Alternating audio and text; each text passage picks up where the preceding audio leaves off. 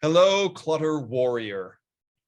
Today's episode is part 2 of our little mini series on clutter and mental health. And today we're going to talk about clutter as a symptom of something else and getting the right help when help is needed. So previously we talked about decluttering as an act of self-care. And if you haven't listened to that episode, you might want to go back and listen to it. It's not that these are cumulative, but we will build off of some of the concepts that we talked about in part 1 here in part 2. So for some folks, clutter may be a symptom of something else, right? If you have, and I'm not a mental health professional, so I'm not here to diagnose anybody. But I just want to put it out there, right? In the DSM-5, when we think about hoarding disorder, when we think about obsessive compulsive disorder, when we think about anxiety and depression, ADHD, bipolar, some of these conditions, some of these mental illnesses, they might bring a certain amount of clutter with them, being able to stay focused, being engaged enough in one's life to want to care for oneself. I mean, on some level, most of us, barring those among us who are engaged in some form of active self-harm, most of us, and this is not an us-them thing, so there's no shame or judgment in exploring this. I want to be super clear about that, right? So even if you are somebody who has either self-harmed in the past or currently self-harming, part of what we'll be discussing is getting support and help for that from mental health professionals that you can trust, that are well qualified to deliver help, and that can meet you and see you where you are in the world. Barring people who are actively involved in self-harm, sometimes this is just an unwanted side effect or symptom of the mental illness, the discomfort, the misalignment, however you want to package it or talk about it, right? So it's important to recognize, right? Like if you're just, there's a difference between being blue, being sad, and being depressed, clinically depressed. Again, I can't diagnose the difference, but there is a difference. And an ice cream cone or a walk around the block might be adequate to get you out of the blues. That might not be adequate to get you out of clinical depression. So you can start to not necessarily self-diagnose yourself, but you can start to pay attention to your bigger set of symptoms as you are determining your path forward. Because again, unless you're institutionalized, I don't know that anybody is going to be more vested in your emotional, psychological well-being, physical well-being than you are. Even if you've abdicated that because of depression or other diagnoses, ultimately you being here on the planet and finding your path to happiness, to whatever we would consider to be mental health, stability, predictability, comfort, that is going to fall to you with a support network, certainly, that would be people who love you. And those could be people that are not paid to love you, but certainly paid to support you, as well as people who love you for no compensation other than the fact of loving you makes them happy. And being in a relationship with you makes them happy. And hopefully you have some of those people in your life. So as you think about navigating your path forward, if there is clutter around you and you need help with other issues, other challenges, you can still address the clutter. And I strongly want to encourage you to seek out additional help that can support you with everything that isn't clutter-based. I can help you.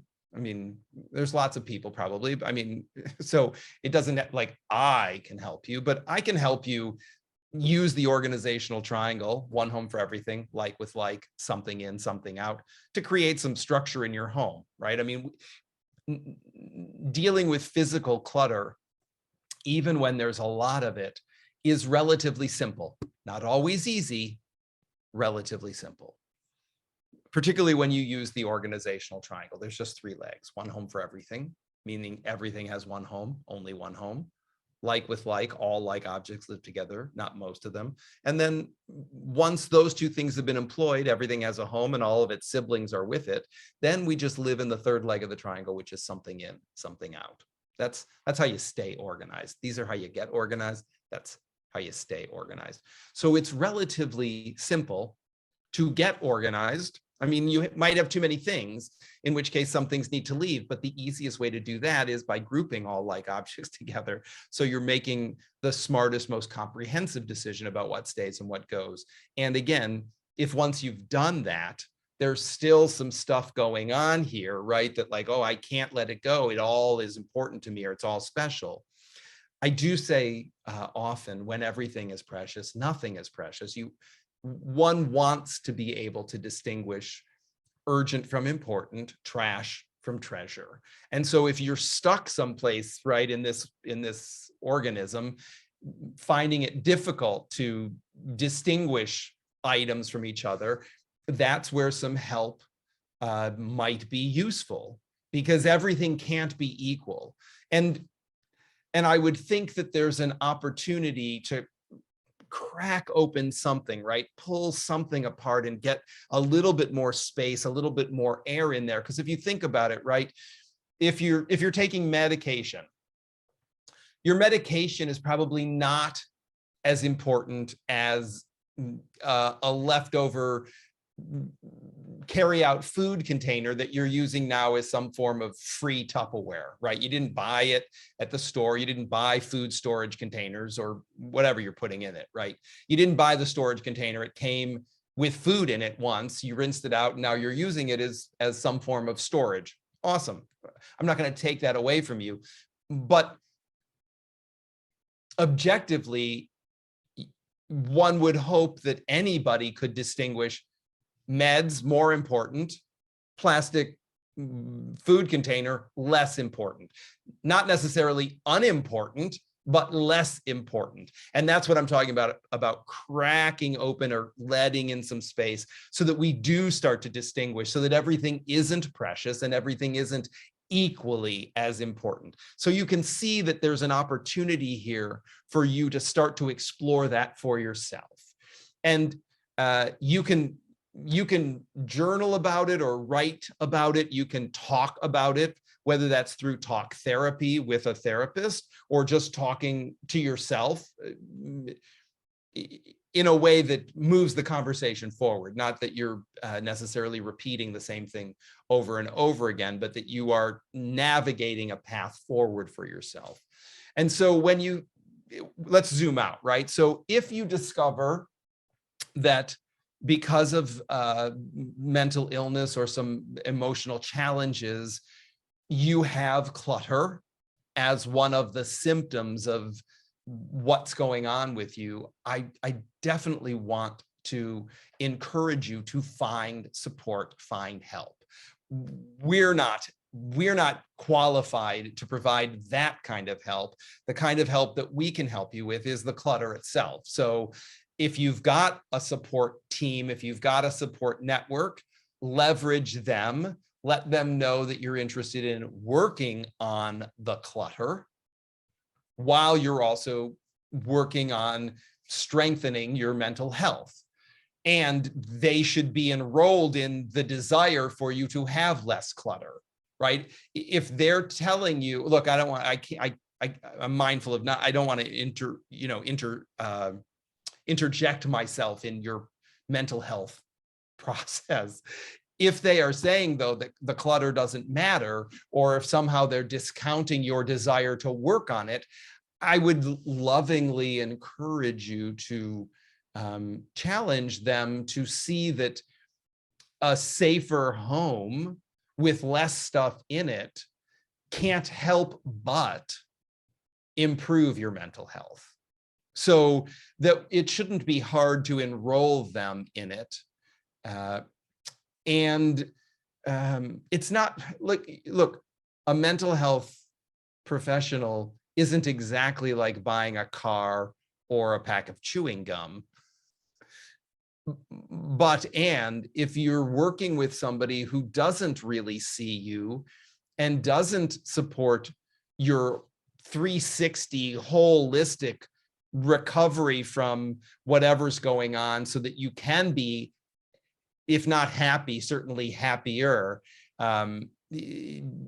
content, certainly to feel safe in your own home, that maybe there is an opportunity for you to find a kernel of self-care enough to question, instead of deferring to, well, they're the doctor. I mean, whether they're literally a doctor, like a PhD or a psychiatrist, they're the doctor, I should defer to them. They know more than I do. They certainly have more book knowledge than you do, right? And they might have more learned life experience practicing their craft, their profession than you do. But there is something to be said for you knowing yourself better than anybody. And I think that there's an opportunity, certainly, I wouldn't take it as far as gaslighting, but if you're working with somebody who can't see you and doesn't want you to be as happy and as healthy as quickly as you can be, not everybody's the right fit, in the same way that you shouldn't marry the first person you meet on the street. You might not want to take a mental health professional's word for it that they have your best interest in heart if you don't feel that way, right? So I'm mindful, I don't want to go down a deep rabbit hole here, but I do want to, for you, encourage you to be the director of your own healthcare and partnering with people around, particularly your mental health, your emotional health, with people who are actively committed to your well-being, that you're not just a number, or you're not a mortgage payment for them, or whatever disinterested way they might be interacting with you. So that's one piece, right? Like, let's make sure you're getting good help and that they are on board with cleaning up the clutter. Good thing. Then, as you are cleaning up the clutter, we can help you. We can help you work your way through that. And again, the first place to go is really with the organizational triangle. As you're trying to dig through piles of things that you might have neglected in the past, again, starting where you're starting. So you've done what you've done. The stuff is there. There's nothing to do about it, in the sense of there's no point in feeling bad about it. It is what it is. Moving forward, let's start to group like with like, even if, and believe me, I've worked with people who have hoarding disorder and hoarding tendencies. I know that there can be a lot to excavate. So I'm not expecting it to happen overnight or lickety split, but still, it's just a game of concentration on a larger scale. You're just matching up like with like. So as you start to do that, and you'll start to clear a little space, it's not going to feel great immediately. It might even start to feel a little bit worse because you're disturbing piles that in some ways have settled. And it's going to look like there's more stuff, but unless you've brought more stuff in, there actually isn't more stuff. It's just being rearranged. So be prepared for that. Don't be surprised. Forewarned is forearmed. So you know that same amount of stuff, just going to look bigger for a while, and eventually it will get better. You're going to have to start to crack open some space where you can start to organize things. And remembering that everything isn't equally precious. If you have 200 leftover food containers and you continue to order food in, right? You could probably let 100 go to create some space for yourself, knowing that 100 meals later, you'll replace them should you need them. And if you don't need them, you don't need to replace them. You can just rinse them out, put them in the recycle bin, and let them continue their life cycle outside of your home. So it's a lot to chew on. And in summing it up, I want to talk about like where I want to leave this is make sure you're getting good help. Make sure your help is on board with you decluttering. Make sure that you are actively doing what you can to declutter.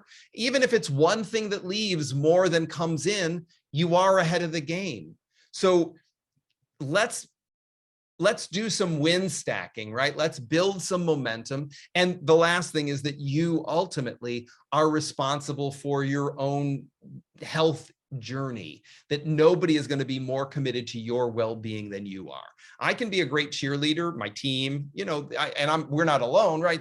There's other people in your life, I'm guessing, who are cheering you on, and still you have to be your biggest cheerleader. And if that feels foreign, if it feels impossible, it doesn't mean that it is impossible. So just sit with that and see what you can come up with. You are responsible for your healthcare more than anybody else. You get to decide who's a good team player and who's not a good team player. You want to be decluttering even while you are on your path towards greater or better mental health.